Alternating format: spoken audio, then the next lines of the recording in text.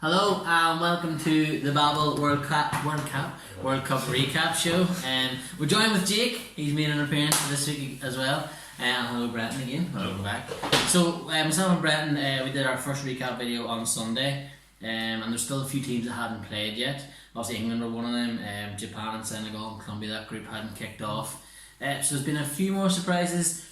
One thing that hasn't surprised anyone was earlier on today, Portunaldo won again, thanks to Cristiano Ronaldo, who's now on 4 goals in this tournament. That's the most I think he's ever got in a international tournament for Portugal. He started well, hasn't he? He started quite well. Portugal necessarily haven't really started that well. Like, obviously, I mean, they have results wise. Nobody really probably expected them to get a draw against Spain. But performance wise, I suppose nobody really has started overly well performance wise. Apart from the hosts. Actually, it's been slightly underwhelming favourites wise, performance wise, but I mean, Portugal have had 2 very good results and it's set them up well, and it's all down to Ronaldo. Look, it really is. What did you make of the game today, Portugal against Saudi Arabia? Look, the Portuguese are carving out, I suppose, a caricature of a team that defends very well, that concedes possession at ease, and yet wins. You know, they've actually done better in this group stage than they did already. They've got 4 points, only got 3 points in the European Championship group stage that they won in the end. You know, today Morocco had 10% more possession, they had more shots on target, they had more shots. You know, they were the better side, but ultimately they didn't have Cristiano Ronaldo. They didn't have a killer up front. They didn't have goals, and they did mention that you know, they did try to bring in Munir El Adawi from, obviously, who had played for Spain. You know, to give them that little bit of an edge, field in that I suppose task, and really were toothless with their finishing. Do you think you know Fonte's challenge on, I'm not sure who was up front for Morocco today, do you think that was a foul in the first half? Like, he doesn't win the ball, he just barges him over in the air. Anywhere outside the box is a free kick. So it should not be a penalty then? It should, but you know yourself that rules of the game, like, they don't be giving us penalties. They never are. I mean, that would be, if my team conceded a penalty like that, you would see it as harsh.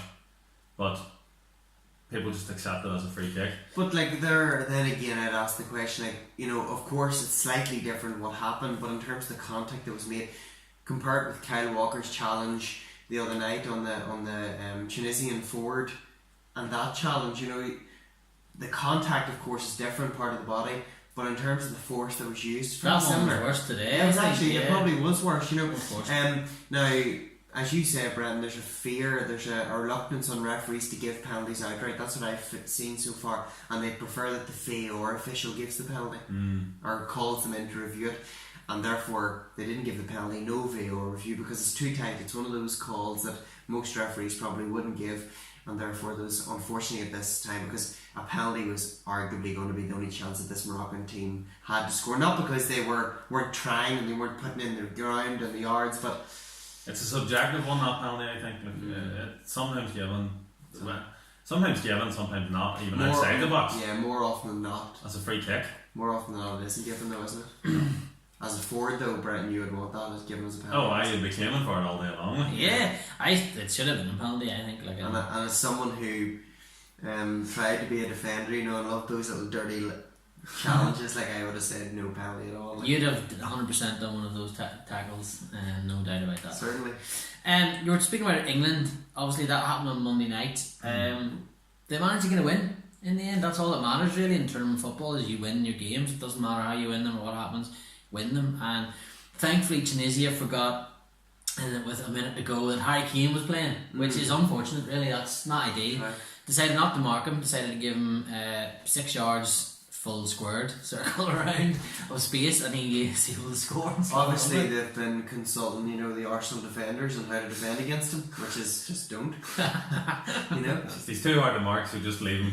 You will just leave him be and see what happens. You can pick yourself up, but I mean, they did overmark him nearly in the first half and in the first half part of the second half. with the wrestling style challenges. I mean, talking about penalties, some of those, I don't know how they weren't reviewed by the VAR, because Harry Kane was, particularly one, it was absolutely wrestled to the ground. Oh, he had a full chokehold on him. Yeah, and that's, I suppose, the only game so far where we've seen a real feeling of the VAR system. And you know, what I'm sort of thinking is, surely the VAR, knowing that there was a harsh call made against England, surely it would have been easier for them to say, yes, holding in the box there, foul, penalty, or call the referee over to review it, you know. But there was no review, and England went on to win, and to be honest, they were very fortunately. Yeah, I mean, Tunisia didn't deserve to win the game. No. But I think England, based on chances, did deserve to win it. They weren't clinical, and if they come up against, they're not going to get that many chances probably in any other game in this tournament. Yeah, I just think that, you know, up against Panama they may get the chances. They need to start taking the chance. But look, Raheem Sterling is a serial chance misser. He misses chances week in, week out. You know, in the games that Manchester City won, I suppose those last minute wins that he was instrumental in scoring, but in the games that they lost against Manchester United, the Etihad for example, he missed gilt-edged chances that would have put Manchester City 3-1 up. He didn't take those, and eventually Manchester United came back and won, you know. So there was a lot of, I suppose, question marks over Sterling, and he didn't really answer any of them. Again with Lingard, it was the exact same. Question marks in terms of his finishing, and he didn't answer those. I think Harry Kane also scored 2 goals. You can't really ask for more than that. Paul Merson said he had a bad game though. Yeah, he didn't have an amazing. Well, how can I use this game football wise? Like, Doesn't matter. Yeah, but he scored 2 goals. He scored the win. That's all that matters. If he doesn't do anything for 93 minutes, but for 30 seconds he scores a goal or whatever, and it's the winner, and nobody cares. But the 3 behind him were quite disappointing. I thought I really wasn't. Yeah. I thought it was sort of like as if all 3 of them at one point all collectively froze or something. The first 20 minutes England I thought were very good, and then Sterling misses his chance, and then Lingard misses his chance, and Dele Alli's pulled he does something on his thigh, and really it's all left to like the likes of Jordan Henderson, and then John Stones came into midfield, and I thought Trippier was England's best player actually. Him and Henderson. Harry Maguire played a supreme game, like, you know. I thought he was superb, and I know he made some mistakes early on, but he continued to try and make those passes through the lines, and that's what England has been lacking in recent tournaments. They've been very, I suppose, unassured in their forward passing. They don't really get that in Henderson because he very rarely would look to make a forward pass. Philip, would you agree? The other night he did though. He did. He made a great pass for Dele Alli. One of them, yes. He made one. But he did honestly. He made one. Yeah. But do you know what you're saying about Harry Maguire? I think they can play that 3 with Harry Maguire against Tunisia and probably against Panama, but I think you're going to see that change against Belgium when they need to be on the back foot. Harry Maguire, if he gives balls away like he did at the start of that game, the likes of absolutely killed Hazard, Lukaku are going to punish them, and if they progress further on in the tournament, I think you could see, not that I am a particular fan, but I think you could see Gary Cahill playing there instead of Maguire because he's defensively stronger. Do you think they'll still keep it as a 3? I don't like it as a 3 anyway because Walker's not playing in the right position. And the only reason that Walker's playing in that position is so he can recover. You know, so realistically, Gareth Southgate is saying you're great ball playing centre halves, Maguire and Stones, but you're going to make mistakes, and we need somebody with pace that can recover. So he's really setting those 2 players up to make mistakes. That's what he's setting his defence up for. He's worried they're going to make mistakes. Yes, yeah. To sort of factor in that we need the pace of Walker to sort of counteract that, and it doesn't really work against the likes of Tunisia. They should have gone with 4 at the back. Yeah, you were saying that about Belgium as well. Why Belgium left 3 at the back? I think teams could have been a bit more adventurous. Like, listen, people look at it as well. If you have 3 at the back and that's your only 3, then you've your full-backs going in the midfield and you're a little bit attacking, but I think that you could sacrifice a defender completely there. I don't know why England didn't take off one of the back 5s. It's a 5, isn't it? It's a 5. Yeah, I would have left. Look who's playing on the 2 wing backs. It's a 5. Yeah. You know what I mean? And look, but we're slightly different for Belgium. Whereas in the left wing back position, they would have Carrasco. who is no way a left wing back. He's not defensive minded at At all. all. At all. I really do think England could have possibly taken off the likes of maybe even Maguire left, Stones and Walker as your two centre halves, because then you still have pace, and brought on someone more offensive, like, or something push someone more forward. Yeah, like I would have even brought on, the other night it was a game for Danny Welbeck, What did you think of Loftus-Cheek? I actually thought he played very well, unlike Rashford, who didn't really make much of an impact. I thought off the sheet. Brent, could you grab that blind first, Jake? This is for me and Brent. No bother, sure, I'll just... no, it's alright. Sure, I'm not here that often anyhow. Just grab the blind there. Sorry folks, we're just changing the light here as we're talking. I thought Loftus-Cheek was superb. Yeah. I hope he starts next game. I thought he was, just Spain have had 366 passes and Iran have had 66, so that shows you how that game's going. Still nil-nil. That'll do well there, Jake. Jake's having trouble with the blinds here, lads. But I thought Loftus-Cheek was fantastic when he came on. Really struggled, or England before he came on struggled to break the lines, and that's what he did when he came on. He's big and powerful, and he's quite pacey as well. So he can. But he's also got a good bit of technique, Brent. I like him. I would like to see him in there, and Ali's obviously not going to play the next day. I think if they're going to leave Henderson on his own against the bigger teams as well, they're going to be in trouble, because you can't leave one man on his own against Belgium, and that was happening too much, even though the front forward didn't really do much for England as a whole. But here, England won. They won the last minute. It'd be massive for them. I think you're going to see a very similar team against Panama, and changes personnel and tactic wise for the Belgium game. By the way, lads, I totally agree with that. If you're wondering what we're watching, the Iran-Spain game here, because we have it on live as we're doing this, and the Iranian goalkeeper just made two outstanding saves. I think they were. I'll need to see them back here, where they look wild. There's also literally a game all the time, so we have to do a video during games. So yeah, this is my Christmas. The World Cup is the best thing ever. Yesterday, would you say Japan beating Colombia was a shock? Before the game started, yes. When you get a man sent off within 5 minutes of kickoff, you're under pressure. You weren't happy with that, too, you weren't? I just thought it was a very irrational decision. Like, for a midfielder to think, this man's probably going to put it in the net, I'm going to block it with my arm, I'm going to get sent off, we're going to be 1-0 down as well. Right? So he decides to block with the hand, give away the penalty, and eventually does go 1-0 down, and he's also sent off. Which means that they've got the worst of both worlds. And also, the worst thing about it is, he should be thinking in his head, I've only been playing here for 5 minutes. We have 85, probably 90 plus, to get back into this game. Sacrifice the goal. If it's so early in the game, just take it on the chin. It's not your fault. And, come back into the game. Because at the end of the day, it was actually a Davinson Sanchez mistake which led to that. And Carlos Sanchez was he could have even gone with the head perhaps, or the chest. Like, it was a very lazy, outstretched arm, I thought. And, it was totally irrational. In days gone by, you may have got away with that handball. The referee might not have been in the best position. The linesman to the other side, maybe not have seen it. Now with VAR, you're not going to get away with that. No. And it's good, that's what you want. It was stupid. I had sort of high hopes for Colombia in this World Cup. I thought that, with Falcao getting to play his first World Cup, which is brilliant for him. And you know what, though? From what I saw, Falcao was quite good. He was, yeah. They had to bring James on. He couldn't start. Quintero played very well. His free kick was superb, and I know that the Japanese goalkeeper still doesn't believe it went over the line, even though he's seen about 5 replays, or 50. But it definitely did go over the line. I can vouch for that. I saw it with my own eyes.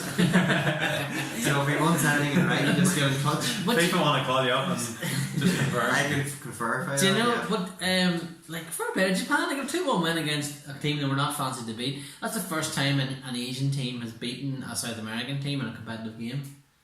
It's the first time that's happened. So I know I stole your thunder. I was expecting you to come up, but I just thought I'd fire that in.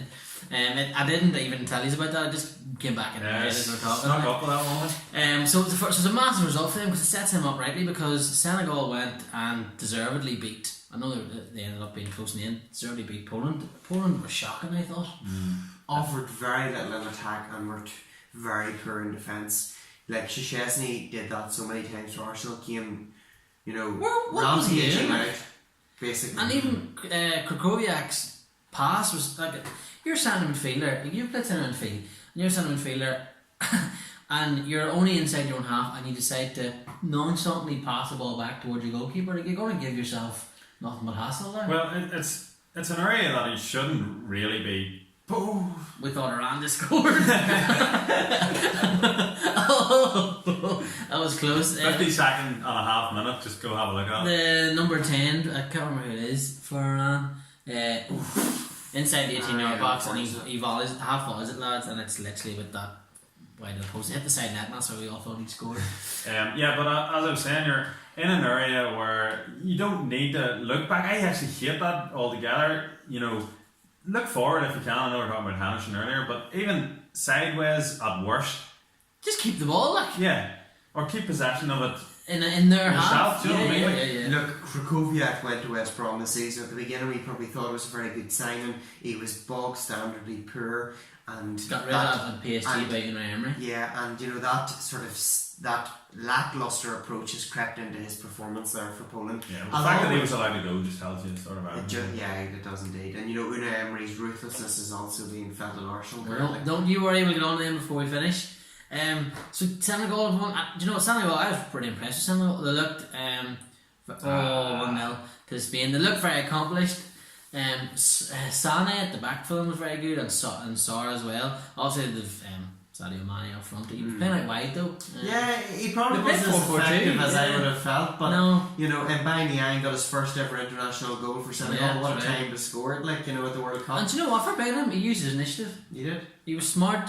Poland weren't switched on, and away he went and fired it home like. strange one as well. Just the Mane thing, isn't it? I think that was an own goal, but I mean this game, because teams who maybe don't have a lot of all-stars, let's call them, usually rely on their main man. They usually have one like And he Salah plays for centrally Egypt. or something. Yeah. And they've all kind of come to the fore. You know, if you look at Lukaku, Costa, Ronaldo, Kane, you know, you would have thought that Senegal might sort of exaggerate Mane's presence in their team, but Yes, but they don't. pushing him out wide is, I know they won, but strange. And he didn't have a brilliant game, but he No, he was consistent. He was exactly. okay, yeah, he was average. You know, if he gets a sniff, like, he's going to cause you issues. That is it. But Senegal were good, and you know, it's brilliant to see like an African side and an Asian side win and get it off and running, because you don't want it to just be all European teams or South American teams going into the next round. You want it to be a little bit of a There's mixture. a bit of, you know, diversity there. Exactly. But we didn't know, and this caught us off guard, that Russia are actually the best team in world football. Yeah, That completely caught everyone off guard, hasn't it? I forgot about that. So like I never. You know, for a time there, I actually forgot that they actually played football. You know, I think everyone did, and they they were also. just sliding down the FIFA World Rankings, like, you know. But they're coming back up now, and their fitness has improved greatly. Has it? They've got so much quicker, and they're running so many more kilometres than they've ever run before. It must be the home nation World Cup, and you're the host, and you're so Like, how many so much kilometres are pride. we talking here?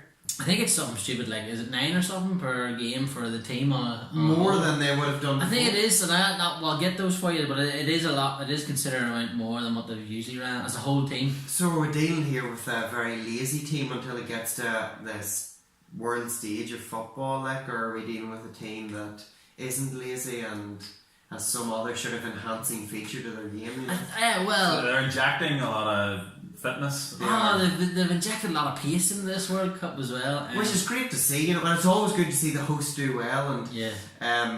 look, whatever the manager's doing, continue to do it, because it's obviously working. Yeah, until you get caught doping. And the group beside her with Uruguay should be an occasion. It should Yeah, be. it should And be. look, if Uruguay play the way they did today, poor, lethargic Saudi Arabia, who are a very, very average team, were The better more team. possession, more But passive check, out there. Uruguay don't concede chances. Like. No. They're the That's best true. centre half pair in world They football. both teams only had one clear cut chance today. Suarez scored his, That's the difference. Suarez as well. You're coming to a four. Yeah, you know, you need these players. and obviously Saudi Arabian Ford missed. But it'll be interesting. It'll be a really good game because they'll want to finish first. Like, you finish second, you could be playing Spain. Potentially. I'm just going to put my head in the block here. I think Russia will beat them.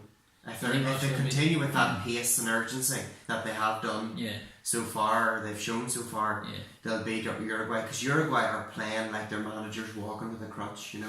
I can actually see a goalless draw in that game. That will be interesting because we That'll haven't be had one. Yeah. And that would be Russia top. Yeah, because they've scored 8 goals. Look, we don't like. There is obviously that whole joke around that they have. But they've been doping or something because of obviously, and the Rocky memes have been doing the rounds, and we're Jets, and obviously they've actually played some really good football. They've been really good to watch. Golovin, especially. Cherry Chef's had a very good start to the World Cup. Zuba is just a hoot. But he's so big, he just runs around and just knocks people out. He scored a really good goal last night. Yeah, unfortunately, Mo Salah, his World Cup's over for him. He managed to get a goal, but he's going to be coming home early to get rehab and stuff, and hopefully get fully fit for the season. But Liverpool fans, as Jake was saying earlier, that might suit you alright. To have a full summer's recovery. You'd probably only miss maybe the first few days of pre-season. Yeah, but it's the World Cup too. Like, I'd rather pre-season's a couple of weeks, 6 weeks or whatever, and then the season's 2 months away or something, or whatever it is. Plenty of time for him to get rest. Would it be 2 months? I'd rather, to be honest, we had a good World Cup. I'm not really bothered. Like, we'll think about Liverpool towards the start of the season, but fair play to Russia. They are through, and Uruguay are through. So the first 2 teams are through. Portugal obviously won today, as we talked about earlier, and as we said, Spain are beating Iran 1-0. He's having a very good game here, lads. But just tomorrow night, before we move off World Cup, tomorrow night I think Argentina could potentially crash out of the World Cup, lads. What do you think? They're playing Croatia. This is I reviewed this group, and I highlighted the fact that this game was second. In some of the other groups, the Portugal-Spain was first. group was first, but it's interesting to have this, and now the dynamic has changed massively because people would have expected Argentina to win their first game and probably Croatia to win or draw their first game against Nigeria. But now there's a huge amount of pressure on Argentina, and Croatia have that bit of leeway nearly. They do, because they're going in with 3 points. They have a little bit of safety net. Haven't won their first game, so and I actually thought Croatia were very impressive in their first. I mean, it wasn't great spectacle. They were just really comfortable. Yeah, they weren't troubled. And Nigeria aren't a bad outfit. No, they're not. But Croatia just kept them at arm's length, like just the perfect sort of. They're a reek of a team that's confident in their game plan. You know, when you have Luka Modric in your midfield, you're going to be. Do you know what? Croatia have been there before. Like, they know how to develop through tournaments. It's not like they're newcomers are doing this for the first time. They know how to be in a World Cup. I think they'll beat Argentina tomorrow night. What do you think, Jake? Personally speaking, I still think Argentina have shown us their best in this World Cup. I think they will though. I hope they do it tomorrow night. I'm going to predict a 2-2 draw. That wouldn't be great for Argentina. No, wouldn't be, because Iceland play Nigeria on Friday. Yeah, so if Iceland win, then Argentina are in big trouble. They'll be in big trouble, yeah. Because they go to head then. And Argentina only would have they've got 1 point. Yeah. But they'll still be in big trouble. I think they'll go out tomorrow night. I just had a funny feeling. They just don't look great. They're relying. Look, Lionel Messi could do something special. We all know he can, but they're just relying too much on him. If they play Biglia and Mascherano again in midfield, they'll have a mission against Croatia. They don't have the legs. They need to put some legs in there, and Lucas Pavon needs to come on, and Paulo Dybala. I don't know where he is. I don't know why he's not playing. But yeah, I think we'll have our first major shock. Well, Mexico beating Germany was a big shock, but if Argentina go out in the group stage, that would be massive. Has anybody impressed you in the last couple of days since we've had our last? Have any teams or any players impressed? Either. It's a tough one. I don't think there's been anyone who's really stood out. I was impressed with Senegal. Yeah, in general. To be honest, yeah, and I was impressed with Japan. Oh, Iran just equalised. I'm impressed with Iran here. I've been impressed with Iran. And he's offside. There's absolute scenes have gone off here. He's offside as far as I know. He's maybe offside. I don't know. He's offside. He is offside. There's absolute scenes too on the TV. Iran have gone wild. Yeah, Senegal, Japan actually winning yesterday were quite good. Sweden. I wasn't impressed with Sweden, but they got the job done. Were you impressed with anyone else, Jake? So, do you know what I've been actually quite impressed with is today, I know Morocco were toothless in attack, but they're very comfortable in possession. They're probably one of the best football in teams. They've played beautiful ball, sort of passing play, through the midfield. You know, they really tried hard. I was very impressed with some of their close control, their ticky-tacky football almost. It's a shame that they're out, isn't it? It's a shame that they're out already. They didn't deserve to lose the first game. No. You know? They haven't deserved to lose any of their games. They can take great hope from it, but I mean they're going to have to wait another 4 years to give it another. There's obviously a check taking place here in this game, you know. VAR being called in once again. VAR's been called in. What you love being one of those booths with all that power. You certainly would anyway, the sound of it. Have you been impressed with anyone else? Trying to think of sort of other individuals I've been impressed with. I mean, as expected, I said earlier about the players who you would expect to perform, and they have performed, which I like, and especially reading that article about Lukaku as well, and then him going and scoring 2 goals. Obviously, you called him as the top goal scorer before the tournament began. I have a secret. It's not secret anymore. But I'm a bit of a fan of Lukaku. I have sort of grown to like him as he's played for Manchester United, surprisingly enough. And then reading that article, if you haven't seen it yet, it was in the Players Tribune where he talks about how life was tough when he was younger, and very, very tough. Giving a bit more respect for him. So. Before we go, because we didn't want to do this too long, and we're all three of us are down to get watching this match's commentary on it. Arsenal have been quite busy the last 2 or 3 days. That's right. Players in, players out. Jack, first of all, Jack Wilshere going. Sad to see him go. It is sad to see someone go. You know, you lose Arsene Wenger, and then you lose a player who's been there almost as long. He's been with Arsenal for 17 years. Fella, you know. He's obviously Arsenal through and through. It'll be a massive loss in terms of the connection between him and the fans, and that'll be something that Arsenal as a team need to make sure that they don't lose that connection. You know, some of those, of course, the Arsenal fans are connected to the team, but there's some players in particular that just harness that connection and make sure you're in danger of losing too many. You're in danger of losing it because you've lost Wenger, who's been maybe more of a source of disconnection recently, but again, those steadfast names that have been there for a long time, you know, and I think Unai Emery met with the player, and Jack was not going to be getting the games. He's played 166 games for Arsenal in the Premier League. He scored 8 goals and he's got 17 assists. You know, 25, being involved in 25 goals in 166 games for a midfielder who's supposed to be brilliant in the final third, just doesn't cut the mustard for a manager who's used to winning. As well as that, there's talk of Ramsey going today as well. I saw it. That would be a worry. That's your, you know, you don't want to lose too many of those players. You don't. Those sort of British-born players that, you know, a lot was hoped for. You know, they've lost a few of them already, I suppose. But yes, you don't want a complete rip out of the heart of the club. Maybe phase it out if they're going for a new of course, era. you don't want to lose Ramsey, but I wouldn't say at the same time that losing Ramsey would be ripping the heart out of the team. But I mean, you know, a collection of these players. A collection of them all going, because wasn't there a photo of, was it Gibbs, Chamberlain, Ramsey, Wilshere, and who was the other one? There was another one. Can't remember who the other one was, but wasn't there a photo of all Walcott, of them? Walcott. Yes, it was. They're all together, and like, Chamberlain and Walcott went last season. Wilshere's gone now. Gibbs is gone, and then it's just Ramsey left in the zone. So that's it. Chambers may go. Ramsey would be the best sort of player out of all of those. You know, you wouldn't want to lose him. You know, I think this manager wants Ramsey. I think he sort of said that already. I think Ramsey will stay for next season. And, you know, I don't think we'll lose what him. happens. But look, he's not... I don't think he's one that you would really panic about at the moment. You know, he's still got a year in his contract. I think Arsenal are prepared to see that year out rather than sell as they were with some other players. So that's Are you happy with Bernardo? Yeah, I think he's a good signing. You know, they needed a new keeper. Shaq made a lot of, I suppose, errors last season. David Ospina just hasn't gained the trust of Arsenal fans and the club maybe, and I think he probably will go because he's quite a solid performer for Colombia. I know they lost, and he'll probably go to the likes of Turkey for Nabachi, I think, are interested, and he'll be their first choice keeper, you know. So you have to admit that when a player gets that sort of age, he's over 30 now, you want to be playing week in, week out, and you can't blame us for that. I think Czech will be content with a sort of second string role, maybe playing in the Europa League, for example.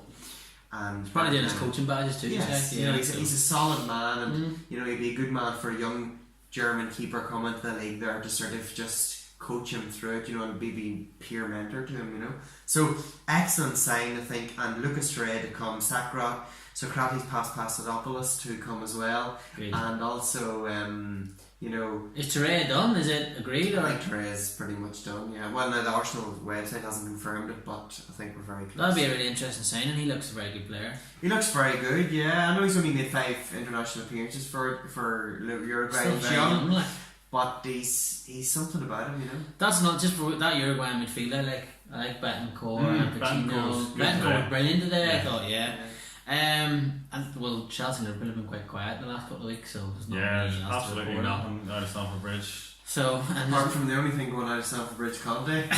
well, maybe, Very possibly. possibly 2 Belgians. I'll make a comment on it when it happens. Listen, folks, thanks for tuning in. Keep watching and keep checking out our YouTube. Also, if you do, subscribe to our YouTube when you go on to it, and tell your mates about it as well. Keep chatting to us and having a crack with us on social media, Twitter and Facebook at the Sports Babble. We'll be back again over the weekend with another World Cup recap video, and then soon next week we'll be in the knockout stages, which is absolutely ridiculous. But see you again next time. Enjoy the rest of the World Cup. Good luck. Good luck. Bye.